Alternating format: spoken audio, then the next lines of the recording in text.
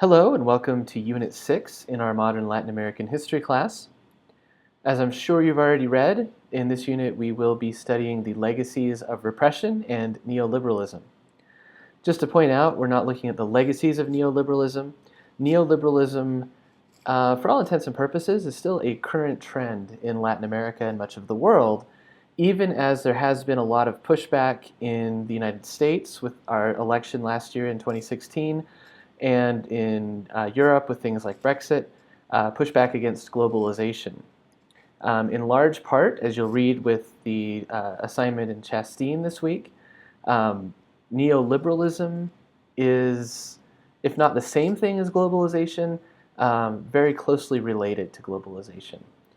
After the fall of the Soviet Union in the early 1990s, capitalism was the only game in town, or the only game on the planet, as Chasteen points out.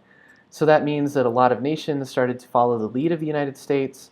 International institutions such as the IMF, the International Monetary Fund, the World Bank, when they lend money to nations, especially in the global south, kind of the new name for the third world, usually there are strings attached, meaning that rather than just getting aid and help, these nations are getting loans from larger countries like the United States. So that's just one of the elements of this larger picture of globalization as it impacts other nations. Things like NAFTA have also been part of globalization. That's the North American Free Trade Agreement, which we also heard a lot about during the 2016 campaign. There's also still talk about whether or not that will be thrown out or renegotiated.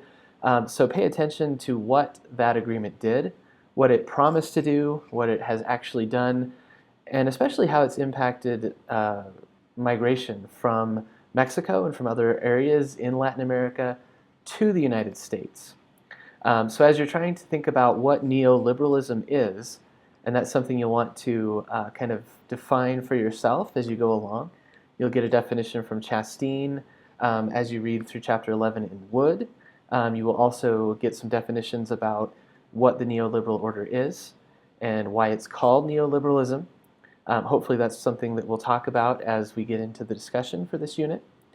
So again, you'll want to kind of keep a balance sheet of how that's impacted Latin American nations or nations in the global south, what its promises were, and how things have played out.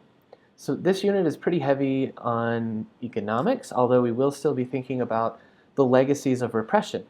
So as you'll notice from the written introduction to this unit, there's some connections to Unit 5, where we were talking about the Cold War. We were talking about attempts to stop left-leaning administrations and revolutions throughout Latin America, mostly on the part of the United States, as it struggled to gain dominance over the Soviet Union and the world order. So what are the legacies of that for people in Latin America today? In the 1980s and 1990s, many nations that had been under the rule of military dictatorships in the 60s and 70s had a return to democracy. There were new democratic openings. However, we need to think about the ways in which economic policies at the global level tended to limit the ways that democratic systems could actually take shape in different nations throughout Latin America. And as has so often been the case, as we've studied the modern history of Latin America, larger nations with larger economies, so we're thinking about Brazil, Argentina, maybe Chile, and Mexico, among some others, but principally those nations, they've been able to weather these economic storms a bit better than the smaller nations, who are really at the whims of the first world or of the global north when it comes to economic issues. So again, hopefully this is just kind of a broad global context for you to be able to better understand the issues that we're thinking about in this last unit. And finally, many of these issues come up to the present.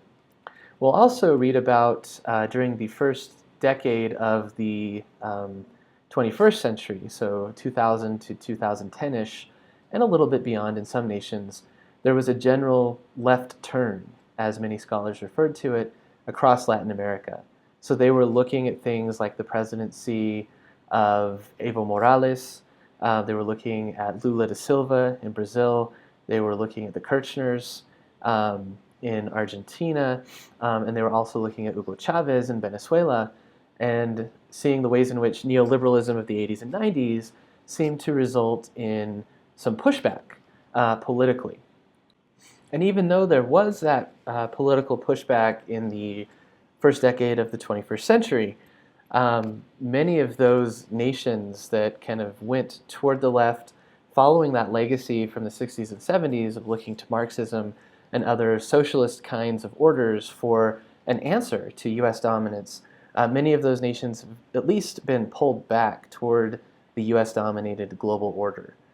So it'll be interesting to see where things go with the new administration here in the United States relative to some of the rhetoric and feelings about globalization that we've heard from this administration.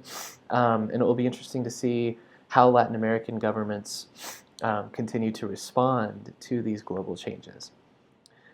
Something that I haven't mentioned quite as much yet, I mean, we talked about the legacies of repression. We'll really get into that next week, and I shouldn't say next week, but in the next unit, in Unit 7, when we read The Little School. So I'll save some of that for then. But I did want to point out Lovell's article about the archive that never was, and the extra readings that I've put up in Blackboard here.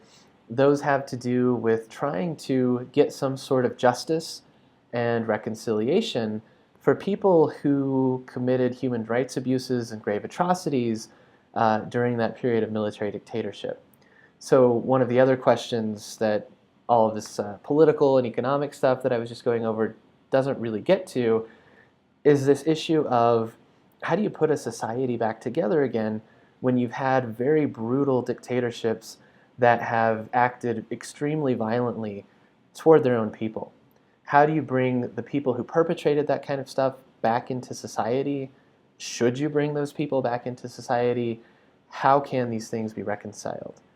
These are very difficult and thorny questions, as you might imagine, and so we're going to explore that through Alicia Partnoy's. It's kind of a fictionalized account of her actual experience as a disappeared person in Argentina. So I'll say more about that for the next unit, but I wanted to let you know that's where we're going, that's what the connections are, and I hope you learn a lot from this last unit.